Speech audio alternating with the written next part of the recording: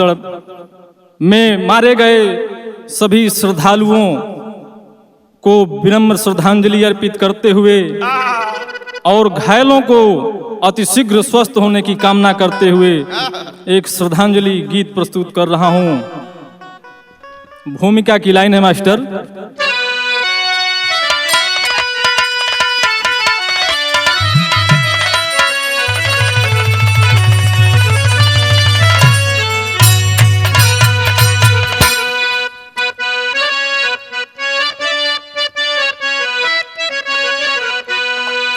दोष शासन का है या प्रशासन का है,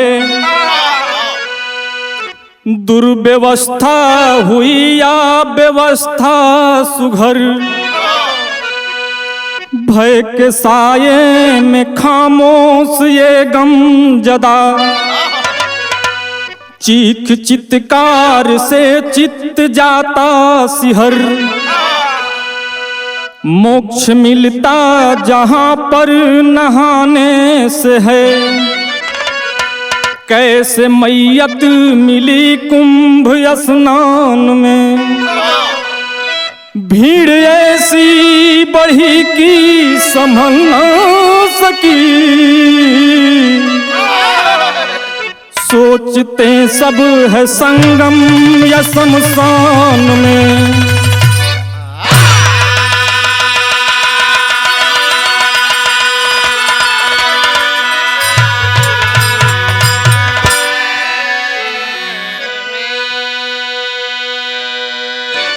एक बहुत सुंदर गजल बा मास्टर, तन बजा देता।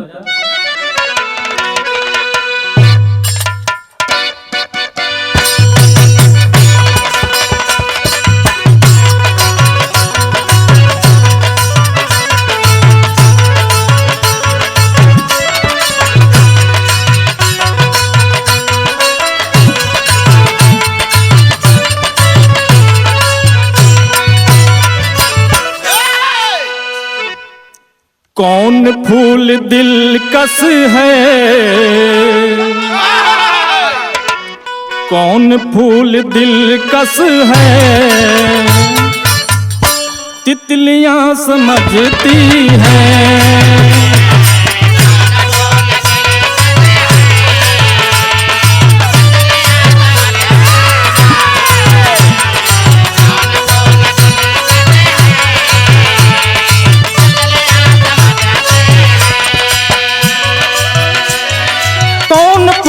दिलकश है, तितलियां समझती हैं, तितलियां समझती हैं, किसको प्यार, किसको प्यार, किसको प्यार करना है, लड़कियां समझती हैं।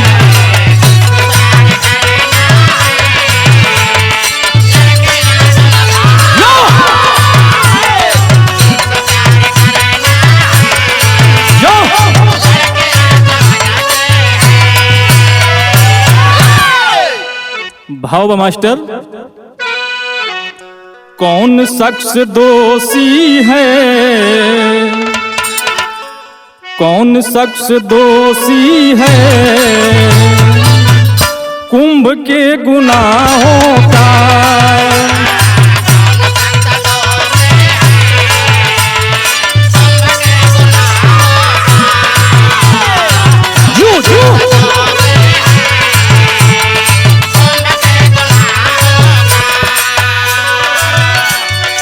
कौन पोछ सकता है आंसू इन निगाहों का,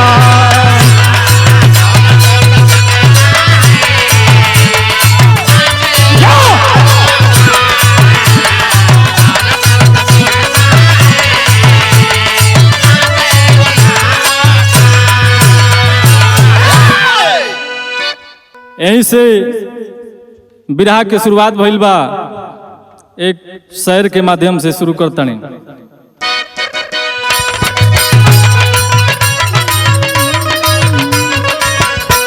सतयुग में देव असुर में संग्राम हुआ था,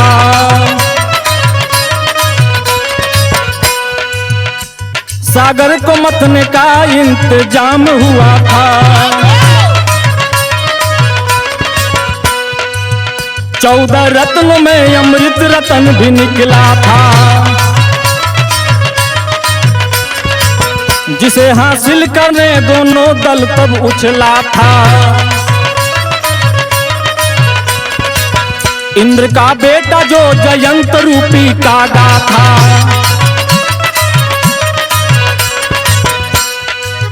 कलश अमृत का लेके चोंच में जो भागा था।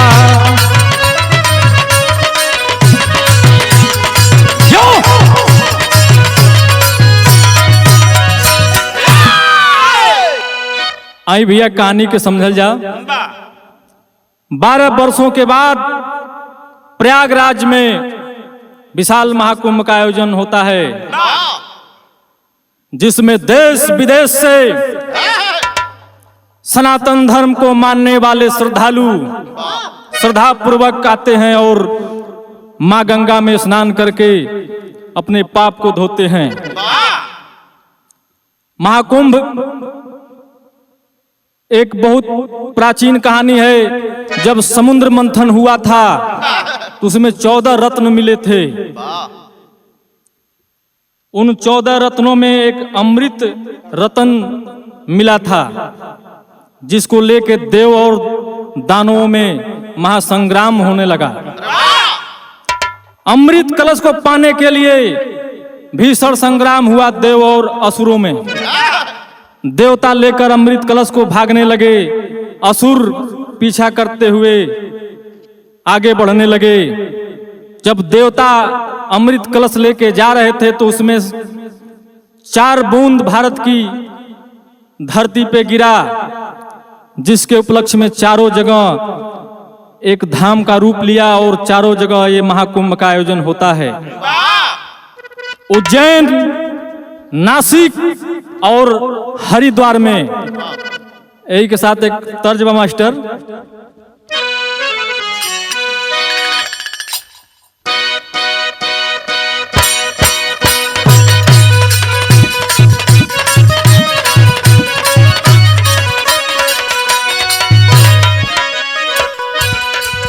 मोर सजना सनक गइल होली में, मोर सजना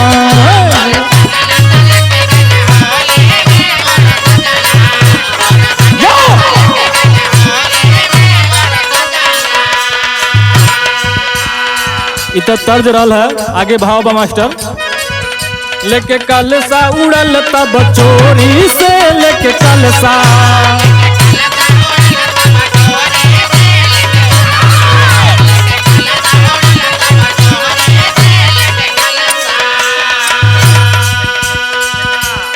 अमृत के बूंद गिरल जौने स्थान पे,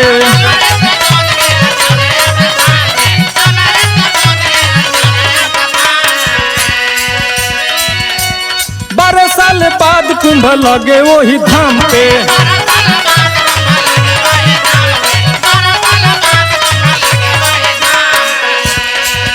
लोग आवे नहाए बड़ी दूरी से, लोग आवे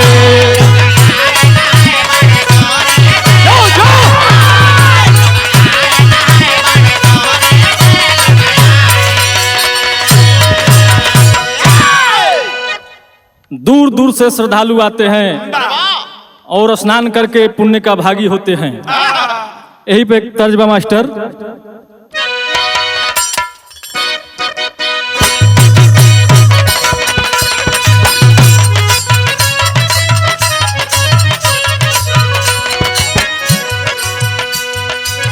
चाही न करोड़ पिया, चाही नहीं लाख हो,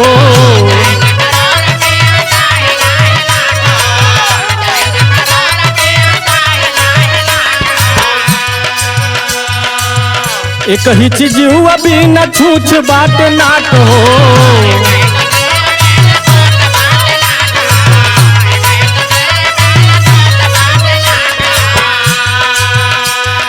ले हमर के निसनिया ये बालम, मछरी के काट के नथुनिया ये बालम, मछरी के काट के।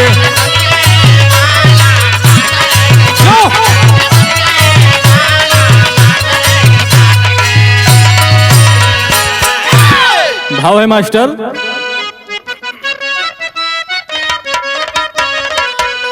लागल 25 वाला कुंभ बा प्रयाग हो।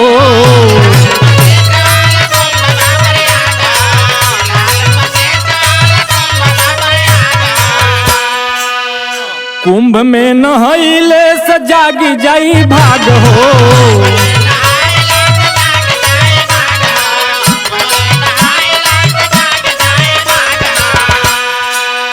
मनवा में साज के सपनवा ये बीरना, अरे मनवा में साज के सपनवा ये बीरना, चल ले लोग करे आसनवा ये बीरना, चल ले लोग।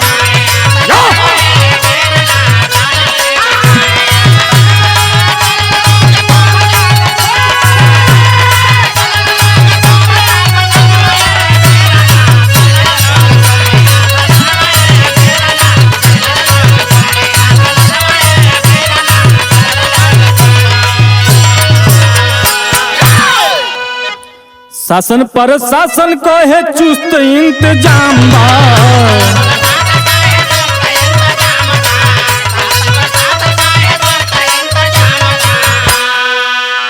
कुंभ के व्यवस्था तो बड़ी आलीशान बा।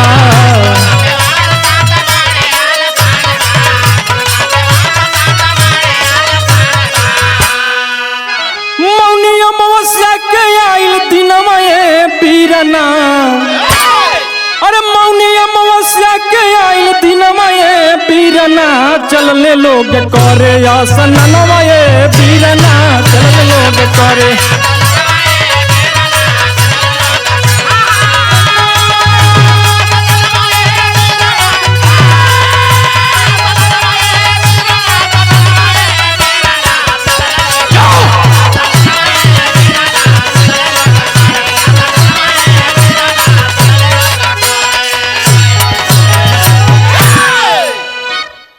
मौनी अमावस्या के दिन सभी श्रद्धालुओं में लालसा थी कि हम पहले संगम तट पे स्नान कर ले और सबसे पहले पुण्य का भागी बने। बिरहा में विदेशिया के भाव लगल बा मास्टर।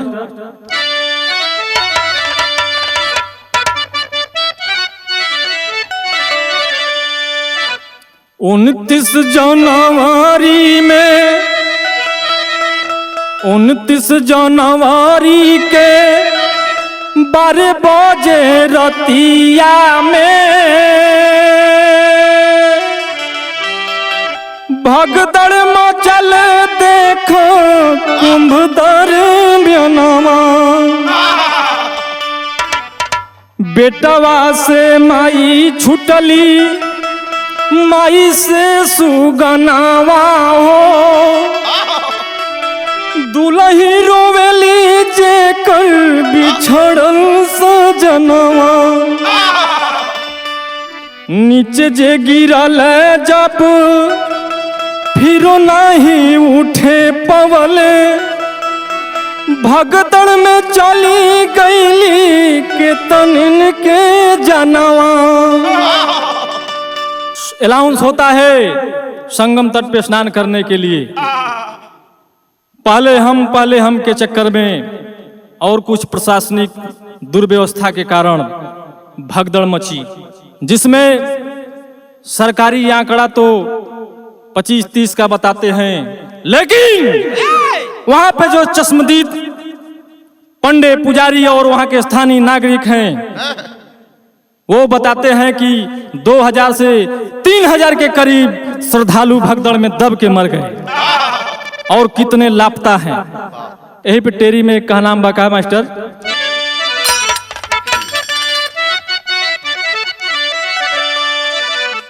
संगम में अवनी अंबर रो दिया, अरे संगम में अवनी अंबर रो दिया। निशान निस्तब्ध हुई, चित्कार मचल उद्गम में।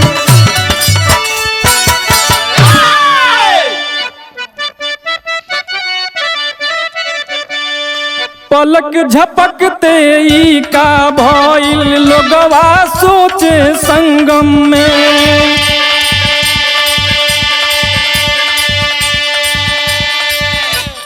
केहू के आंचल केहू के काजल सिंदूर लूटल संगम में।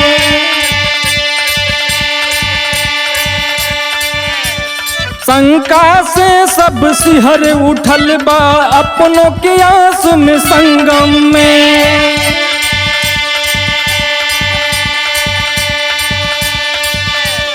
लाशन के खरिहान लगल बा अमृत पान के संगम में।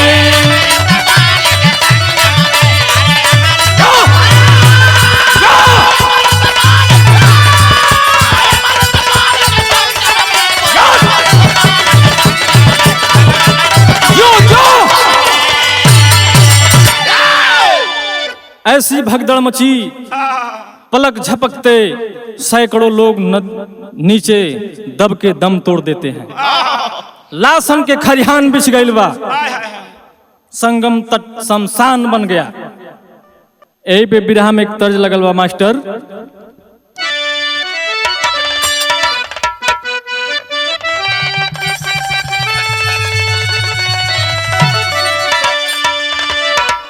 अरे तुहू के चढ़ाई पे माई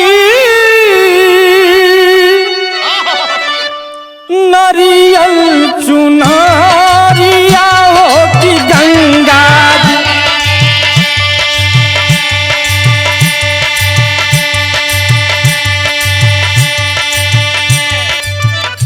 पार का दबो झलीन मारिया हो कि गंगा जी।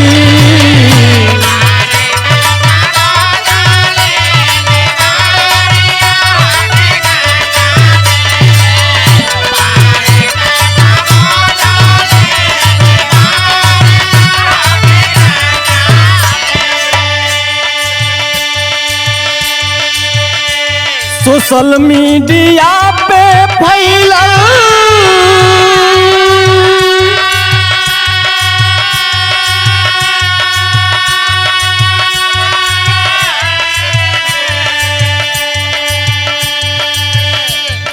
चारों ओर खबरिया हो नजरिया बरसे।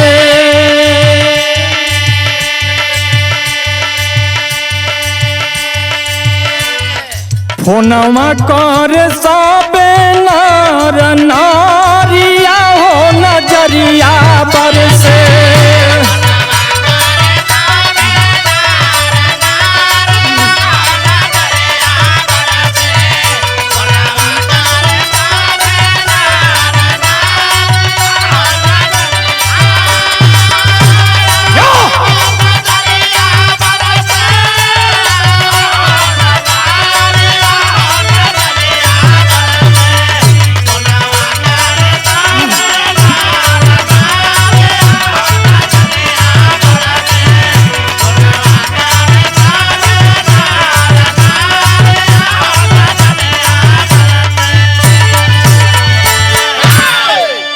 साथियों, सोशल मीडिया के माध्यम से भगदड़ की खबर पूरे देश में फैल गई। जिसके जिसके परिवार के सदस्य कुंभ स्नान में आए थे उसका परिवार परेशान है। लगातार फोन लगाकर अपने परिजनों का हाल जानने की कोशिश कर रहा है, लेकिन भगदड़ में कोई मर गया, किसी का मोबाइल गिर गया, किसी से कोई संपर्क नहीं हो पा रहा था। एक दूसरे के जाने बहुत हाल चाल हो।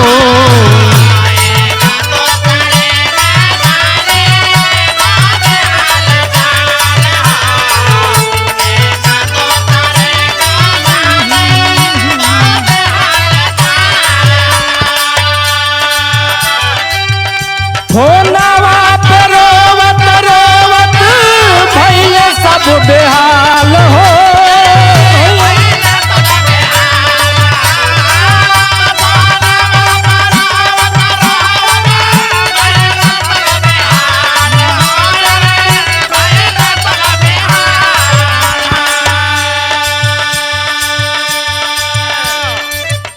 सुन सुन के सिहर सबही के नजरिया हो नजरिया बरसे।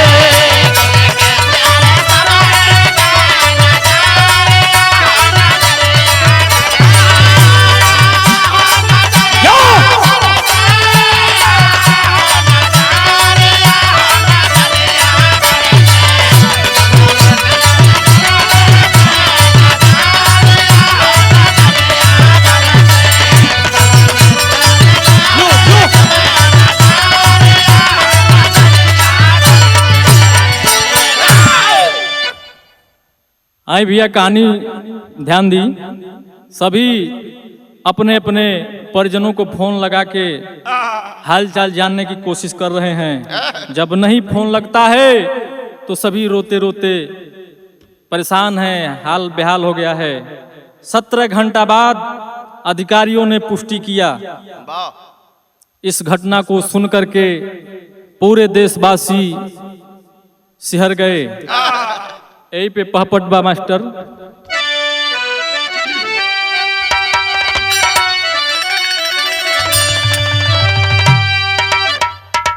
अरे एक दूसरे पे लगा रहे इल्जाम धाम पर संगम में। अरे एक दूसरे पे लगा रहे इल्जाम धाम पर संगम में। केहू कहे ना सही बयनते जाम धाम पर संगम में।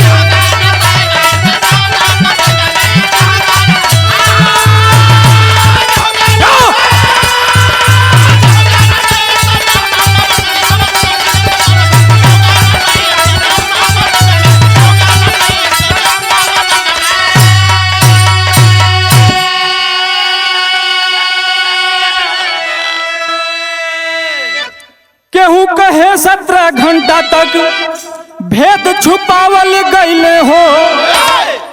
योगी जी के इस्तीफा के मांग भी लोगवा कैले हो। अरे केहू कहे प्रशासन भइल नाकाम धाम बा संगम में। अरे लगे हैं करने मुस्लिम मदद तमाम धाम पर संगम में।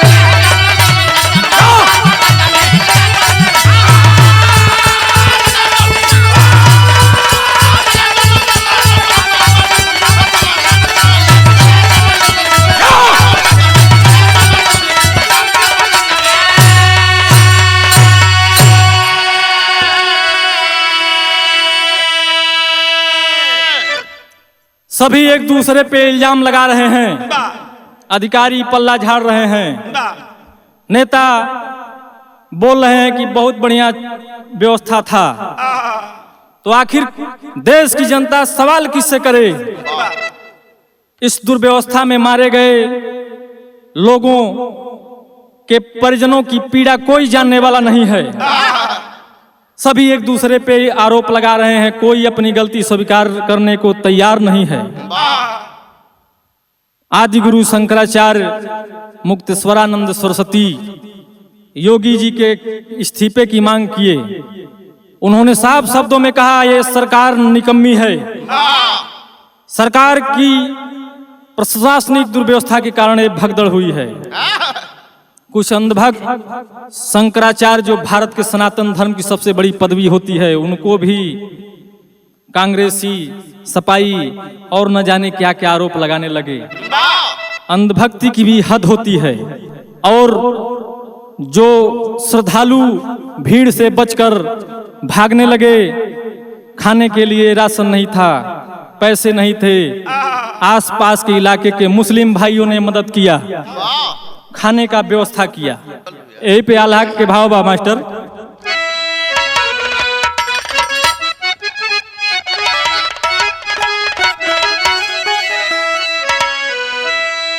रोक रहे जाए खातिर जेक मेलवा में भैया,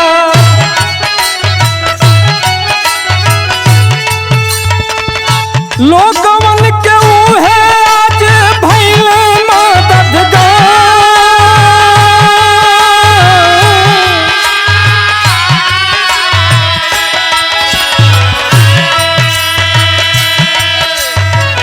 मस्जिद के खोल दिहले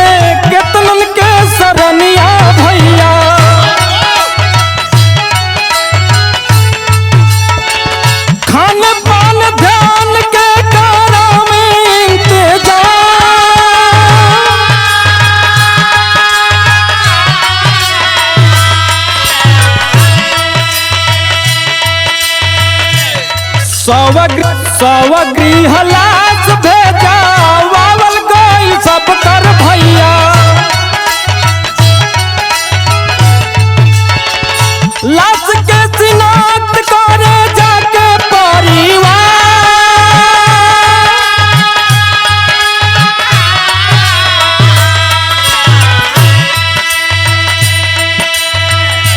फेफना बोलिया के चारी लोग मार गईले भैया। पुलिस अधिकारी गाजीपुर के होना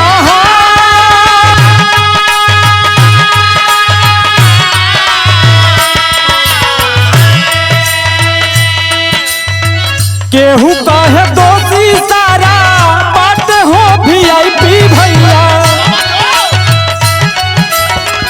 केहू कहे मीडिया विभाग गुनहगार।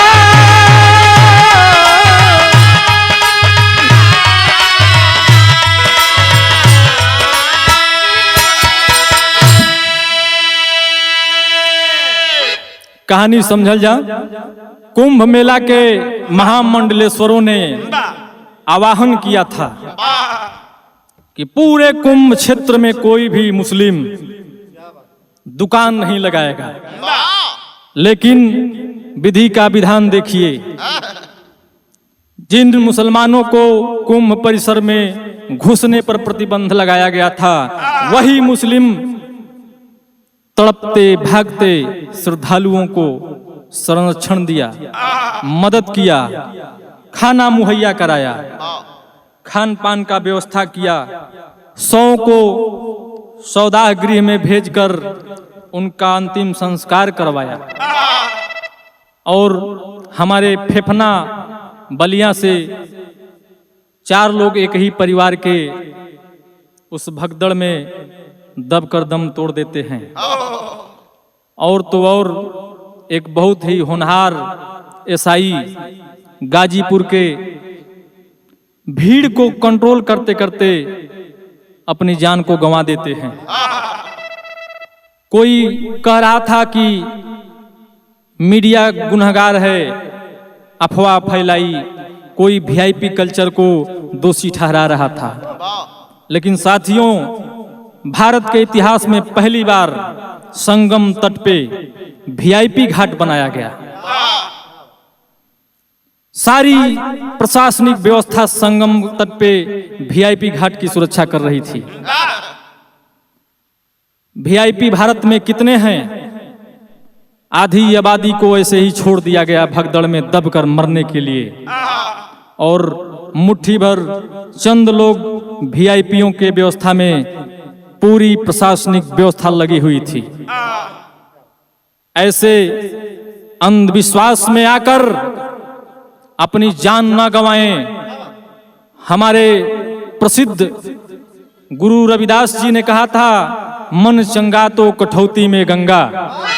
अगर दिल साफ है, ईमानदार हो, निष्पक्ष हो, तो कोई मंदिर, दरगाह, मस्जिद, गुरुद्वारा जाने की जरूरत नहीं है। घर पे ही सारे देव, सारे धाम मिल जाएंगे। बिरहा में खड़ी के भाव लगल बा मास्टर।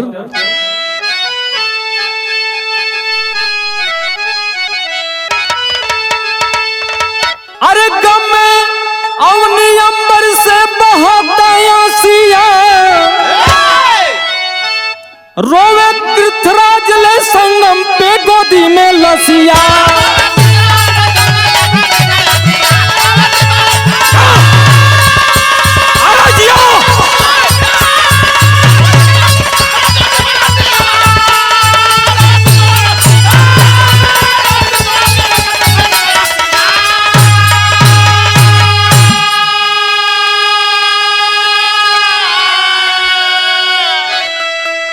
अपनन के खोके कितना रोवत आइले घरवा, लेकिन ना हेरायल हीरा होत बासा बुरावा।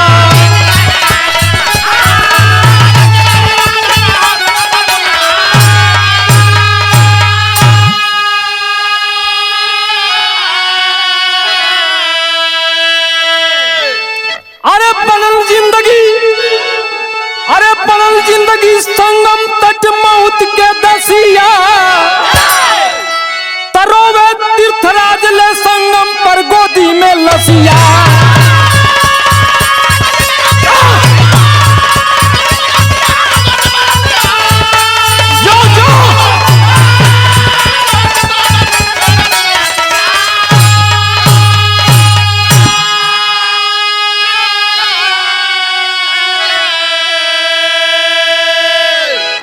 विरह यहीं समाप्त भइल और एक बार पुनः कुंभ के भगदड़ में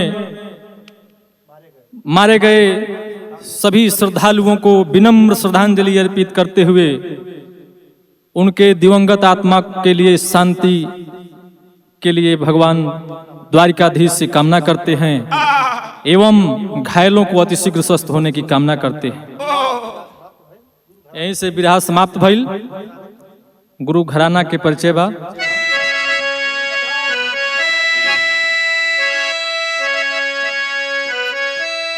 गुरु बिहारी, गुरु गणेश, गुरु रामदेव गमगीन, कभी चंद्रिका सुबेदार है गया सहारा छीन।